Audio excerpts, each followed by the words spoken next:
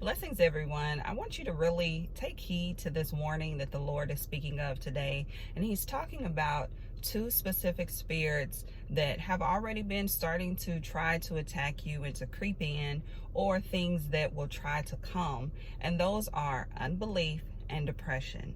The Lord showed me this in the spirit, and He was saying that a lot of you will or have already been bombarded with these thoughts of unbelief as well as the spirit of depression.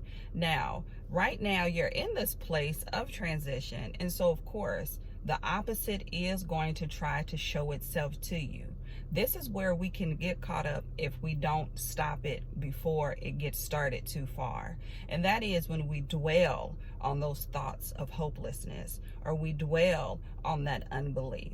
The things are going to come. Thoughts of unbelief will be there. Even that scripture that says, I believe, Lord, but help me to overcome my unbelief.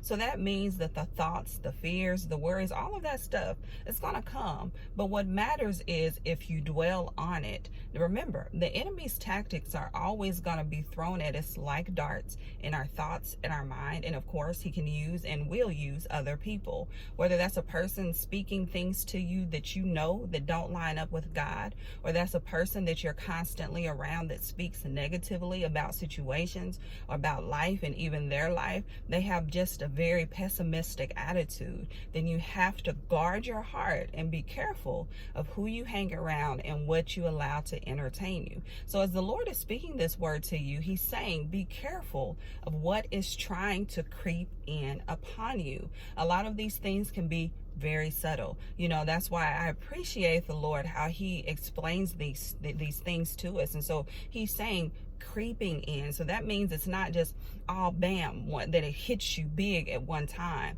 Specifically, He's talking about right now to be on guard and pay attention to the little things that can distract you and to pull you away from your faith, from that joy, from that expectation, and start to try to pull you into thinking more negatively and thinking that, unbelief, that these things aren't even going to happen that you've been praying for.